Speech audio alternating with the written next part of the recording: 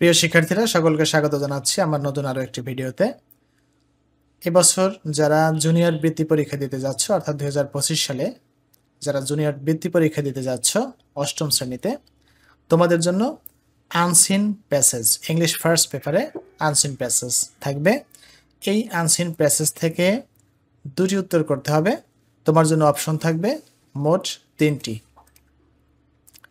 অর্থাৎ 5 নম্বরে থাকবে ইনফরমেশন ট্রান্সফার এবং 6 নম্বরে থাকবে সামারাইজ লেখা, অর্থাৎ একটি সামারি তোমাকে লিখতে হবে। তো 5 নম্বরে ইনফরমেশন ট্রান্সফারে একটি অথবা থাকতে পারে, সেটা হচ্ছে ট্রু ফলস। ট্রু ফলসের অ্যান্সার তোমাকে করতে হবে। ট্রু ফলস যদি না আসে তাহলে তোমাকে পরীক্ষায় অ্যান্সার করতে হবে কোনটা, ইনফরমেশন ট্রান্সফার। যে কোনো একটি আসবে, দুটি আসবে না, আসবে একটি, তোমাকে একটি অ্যান্সার করতে হবে। তো সেক্ষেত্রে তোমাকে প্রস্তুতি 5 নম্বরের জন্য দুটি প্রস্তুতি নিতে হবে, একটি হচ্ছে ইনফরমেশন ট্রান্সফার এবং ট্রু ফলস, এই দুটি প্রস্তুতি তোমাকে নিতে হবে। তো তোমাদের জুনিয়র বৃত্তি পরীক্ষার আগ পর্যন্ত আমি তোমাদের জন্য নিয়মিত ভিডিও দেব। ভিডিওগুলো দেখলে তোমাদের জন্য আমি আশা করি অবশ্যই কমন থাকবে পরীক্ষায়। কমনের আশা বৃত্তি পরীক্ষায় খুব একটা করা যাবে না, তারপরও গুরুত্বপূর্ণ যে প্যাসেজগুলো সেগুলো অধ্যয়ন করলে এরকমই তোমাদের পরীক্ষায় থাকবে। ভাগ্য ভালো হলে অবশ্যই কমনও আসতে পারে। তাহলে আমরা প্যাসেজটি দেখি। একটি আনসিন প্যাসেজ অ্যালফ্রেড নোবেলকে নিয়ে। এর প্রত্যেকটা সেন্টেন্সের বাংলা আমি তোমাকে দিয়ে দেব। Read the text and answer the following questions, number 5 and 6. The Nobel Prize is the world's most prestigious and important prize. Nobel পুরস্কার হচ্ছে পৃথিবীর সবচেয়ে সম্মানজনক এবং গুরুত্বপূর্ণ পুরস্কার। It has been given since 1901. 1901 সাল থেকে এটি দেওয়া হচ্ছে। The prize is given to persons, সেই ব্যক্তিদেরকে এই পুরস্কার দেওয়া হয়, with outstanding contributions to physics, chemistry, literature, medicine, peace and economics. অর্থাৎ ফিজিক্সে, পদার্থবিদ্যায়, রসায়নে, সাহিত্যে, মেডিসিনে মানে চিকিৎসা শাস্ত্রে বা চিকিৎসায়, শান্তিতে এবং অর্থনীতিতে বিশেষ অবদান রাখা ব্যক্তিদেরকে এই পুরস্কারটি প্রদান করা হয়। Economics was added to the list in 1969 for the first time. প্রথমবারের মতো 1969 সালে ইকোনমিক্সকে, অর্থনীতিকে এই তালিকার অন্তর্ভুক্ত করা হয়েছিল। The Nobel Prize was instituted by a man, একজন ব্যক্তির মাধ্যমে এই পুরস্কার প্রাতিষ্ঠানিকীকরণ করা হয়েছিল, who was the inventor of dynamite, যিনি ডিনামাইটের উদ্ভাবক ছিলেন। This scientist was Alfred Bernard Nobel. এই বিজ্ঞানী হচ্ছেন কে? Alfred Bernard Nobel. He was born in Stockholm, Sweden on October 21, 1833. তিনি 1833 সালে সুইডেনের স্টকহোমে 21 অক্টোবর জন্মগ্রহণ করেছিলেন, and died in 1896, এবং 1896 সালে তিনি মৃত্যুবরণ করেছিলেন। Though he was a citizen of Sweden, যদিও তিনি ছিলেন সুইডেনের একজন নাগরিক, তথাপি he was educated in Russia, তথাপি তিনি রাশিয়ায় শিক্ষা গ্রহণ করেছিলেন। He earned a huge sum of money by selling dynamite. Dynamite বিক্রির দ্বারা তিনি বড় অঙ্কের টাকা উপার্জন করেছিলেন। At the time of his death in 1896, 1896 সালে তার মৃত্যুর সময়ে Nobel left behind a huge amount of money, তিনি বড় অঙ্কের টাকা রেখে গিয়েছিলেন। He also left a will indicating that the interest on this money should be given as prizes to persons. তিনি একটি উইল রেখে গিয়েছিলেন যেখানে ইন্ডিকেট করা ছিল যে এই টাকার লাভের অংশ দেওয়া হবে পুরস্কার হিসেবে সেই সকল ব্যক্তিদেরকে, to persons, for their outstanding contributions to physics, chemistry, medicine, literature and peace. মানে যাদের অসাধারণ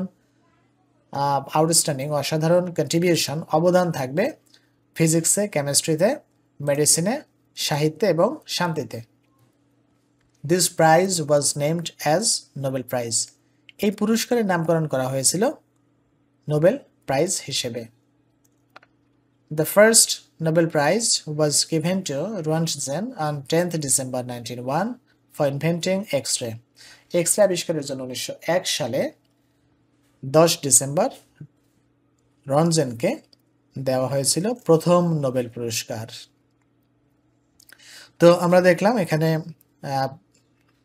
প্যাসেজটি কেমন এবং তার অর্থটা তোমরা বাসায় ভালোভাবে অধ্যয়ন করবে দেখে দেখে। এখন এখানে যে সম্ভাব্য প্রশ্নগুলো থাকতে পারে আমি সেগুলো তোমাদের সাথে আলোচনা করব এবং তোমরা কিভাবে অ্যান্সার করবে এটা শুধুমাত্র পরীক্ষার খাতায় 1 2 3 4 5 লিখে অ্যান্সার করতে পারবে। এখানে আলাদাভাবে তোমাকে এই টেবিল কিন্তু তুলতে হবে না কখনোই। তাহলে দেখো, ইভেন্ট অর্থ ঘটনা, পিচ ইভেন্ট অর্থ কি ঘটনা, প্লেস অর্থ স্থান, টাইম অথবা ইয়ার মানে বছর অথবা সময়, অর্থাৎ এই ঘটনা কে ঘটিয়েছে, কোথায় এবং সময়, এগুলো উল্লেখ করতে হবে। দেখো প্রথমে কিন্তু দেখো 1 নম্বর ফাঁকা আছে, কোথায় প্লেসের ঘরে ফাঁকা আছে। তো প্লেসে আমরা বসাবো কি স্থান বসাবো, যে 1833 সালে অ্যালফ্রেড নোবেল ওয়াজ বর্ন, স্থানটি এখানে ব্যবহার করতে হবে। তো অ্যালফ্রেড নোবেল কোথায় জন্মগ্রহণ করেছিল 1833 সালে সেটা তুমি দেখেছো, আমরা উপরে সেটা আমরা দেখিয়েছি যে কোথায় জন্মগ্রহণ করেছিল অ্যালফ্রেড নোবেল। এটা হচ্ছে ইন স্টকহোম, সুইডেন। তাহলে তুমি লিখবা ইন স্টকহোম, তোমার ইন না লিখলেও চলবে, শুধুমাত্র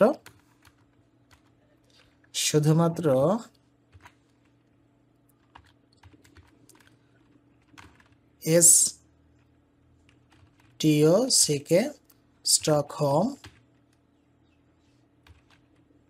সুইডেন। এইটুকু লিখলেই তোমার অ্যান্সার হয়ে যাবে। তুমি চাইলে এখানে ইন বসাতে পারো, প্লেসের নামটা দিলেই তোমার জন্য enough.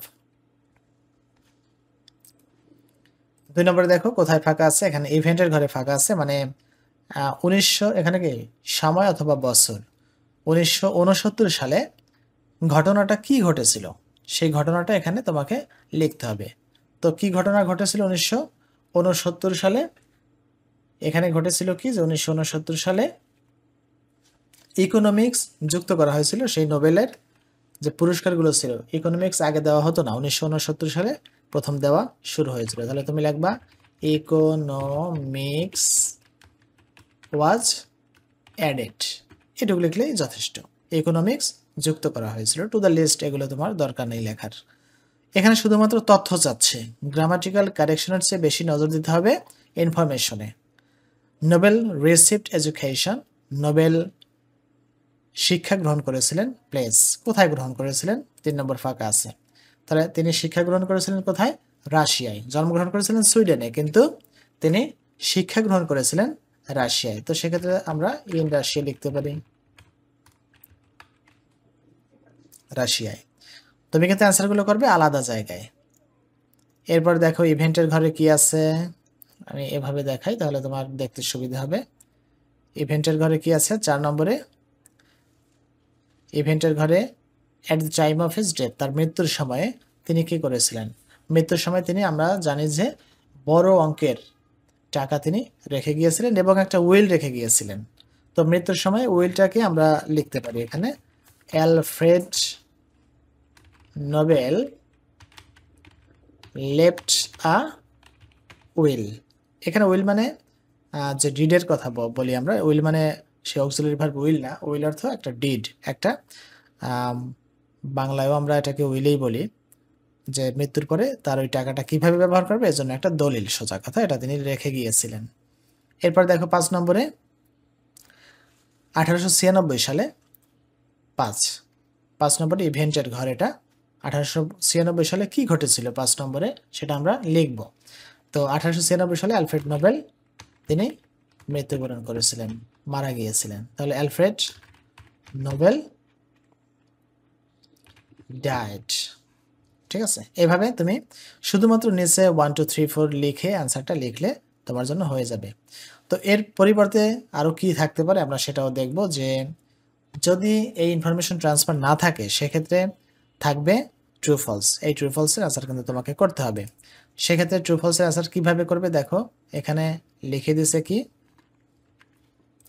read the passage again and write true or false beside the following statements.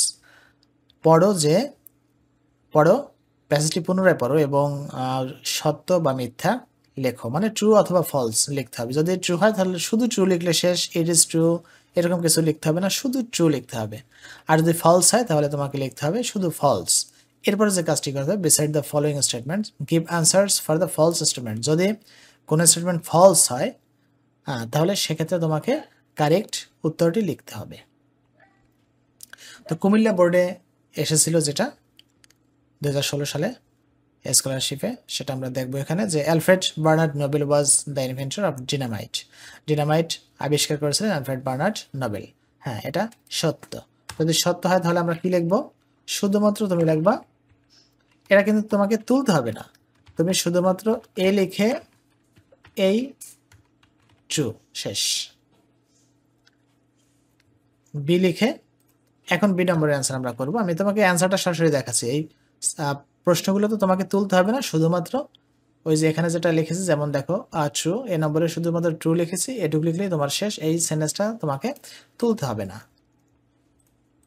এরপর বি নম্বরে, হি completed his education from Sweden. Sweden থেকে তিনি তার শিক্ষা শেষ করেছিলেন না, তিনি সুইডেন থেকে কিন্তু তার শিক্ষা শেষ করেননি, তিনি তার শিক্ষা শেষ করেছিলেন কোথা থেকে, রাশিয়া থেকে। তো এটা হচ্ছে ফলস। ফলস লেখার পরে আমরা ফলস লিখব, এবং সবচেয়ে ভালো হয় এটা নিচে এসে যদি তুমি লেখো সি এ, মানে কারেক্ট অ্যান্সার। কারেক্ট অ্যান্সারটা লিখবো কি, সে তার শিক্ষা সমাপ্ত করেছিলেন কোথা থেকে, তিনি তার শিক্ষা সমাপ্ত করেছিলেন রাশিয়া থেকে। এই সুইডেনের জায়গায় শুধুমাত্র হবে রাশিয়া, RUSSIA, রাশিয়া। এরপর দেখো সি নম্বরে আছে কি, Nobel prize was given in economics since 1901। 1901 সাল থেকে ইকোনমিক্সে দেওয়া হয় না, ইকোনমিক্সে নোবেল প্রাইজ দেওয়া হয় কত সাল থেকে মনে আছে তো, 1969 সাল থেকে দেওয়া হয় ইকোনমিক্সে। তাহলে এখানে আমরা প্রথমে লিখব সি নম্বর, এটা হবে কি ফলস, 1969 সাল থেকে দেওয়া হয় নোবেল প্রাইজ ইকোনমিক্সে। তাহলে সম্পূর্ণ সেন্টেন্সটি আমরা এখানে প্রথমে সি এ লেখার পরে চেঞ্জ করব, শুধুমাত্র কোথায় তুমি পরিবর্তন করে লিখবে, 1969 বসিয়ে দিলে তোমার সেন্টেন্সটা কারেক্ট হয়ে যাবে। এরপর দেখো, Roentgen was awarded Nobel prize for inventing dynamite. No, এটাও কিন্তু ফলস। তো ফলস তুমি আনসার আমরা প্রথমে লিখব বি, এরপরে লিখব ফলস, ফলসের পরে আসবে কারেক্ট অ্যান্সার সি এ। এখন দেখো, রনজেন কিন্তু নোবেল প্রাইজ পুরস্কার ডিনামাইটের জন্য, ফর ইনভেন্টিং ডিনামাইট আবিষ্কার করার জন্য নোবেল প্রাইজ রনজেনকে কিন্তু দেওয়া হয়নি। তাকে কেন দেওয়া হয়েছিল নোবেল প্রাইজ, তিনি এক্স রে আবিষ্কার করেছিলেন, ফর ইনভেন্টিং এক্স রে। শুধু যেখানে পরিবর্তনটুকু ওই জায়গায় পরিবর্তন করলে তোমার জন্য হয়ে যাচ্ছে, এইটা আবিষ্কারের জন্য তাকে দেওয়া হয়েছিল। আর একটা আছে দেখি আমরা এই নম্বরের কি, the source of prize money is the Nobel's deposited money. নোবেলের ডিপোজিট করা মানি হচ্ছে নোবেল প্রাইজের জন্য যে টাকা, প্রাইজ মানি, যে টাকাটা দেওয়া হয় প্রত্যেক পুরস্কার বিজয়ীকে, তার সোর্স কোথায়, উৎস কোথায়, এটা কি নোবেল ডিপোজিট করে রেখে গিয়েছিলেন, এটা ডিপোজিট করে তিনি রাখেননি। তো এটা আমরা বলবো ফলস, এই নম্বরটা হবে false.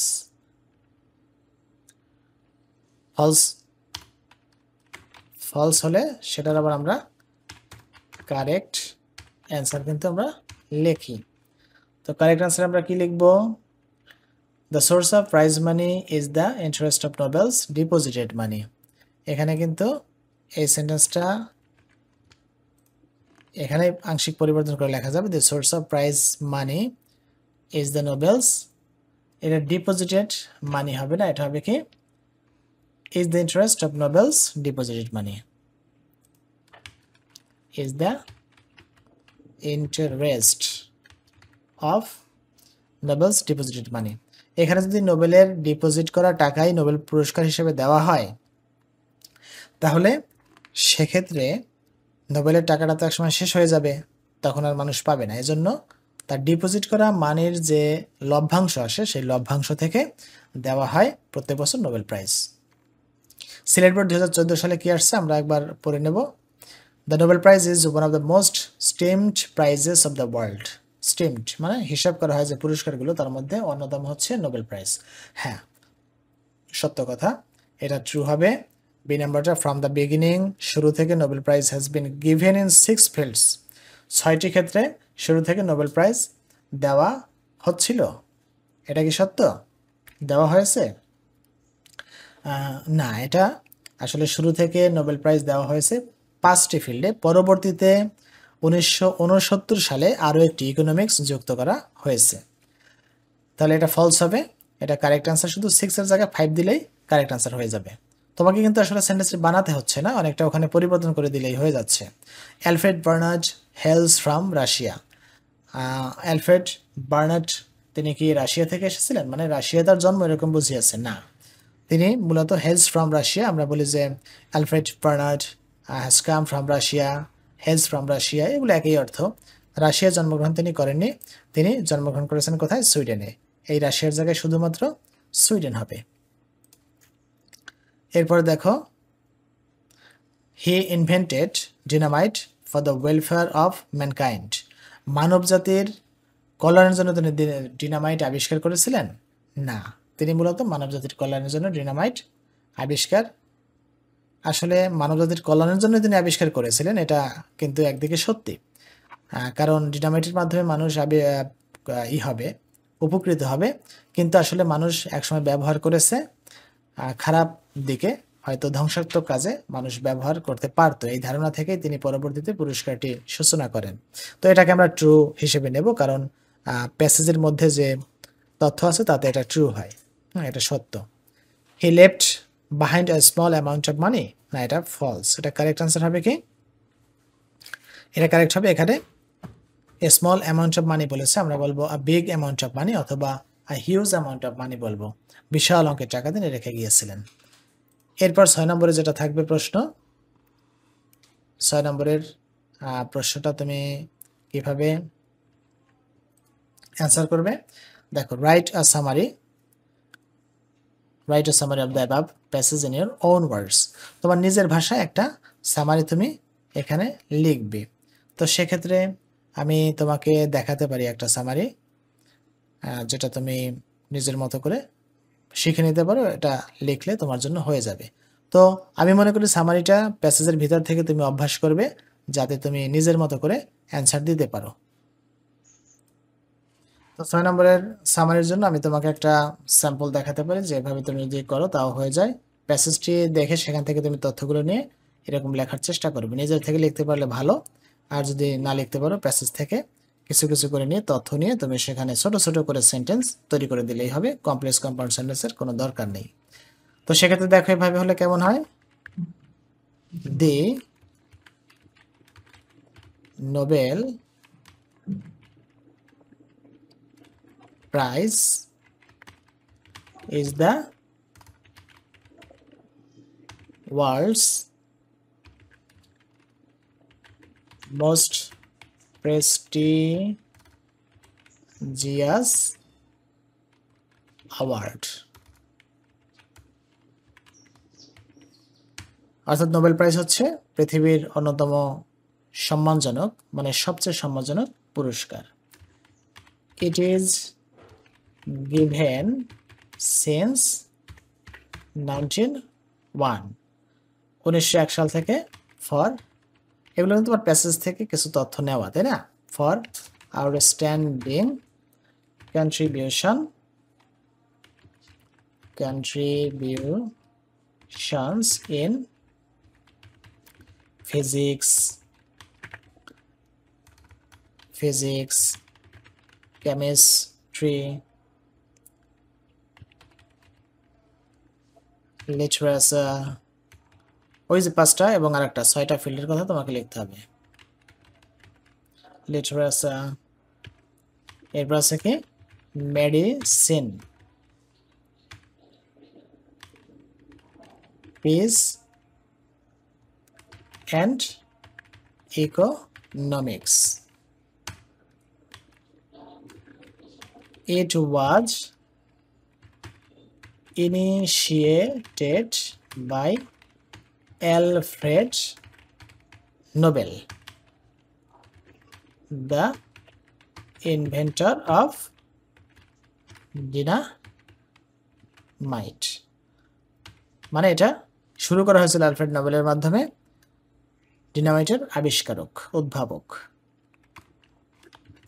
He was born in Sweden in 1833. 1833 সালে তিনি সুইডেনে জন্মগ্রহণ করেছিলেন।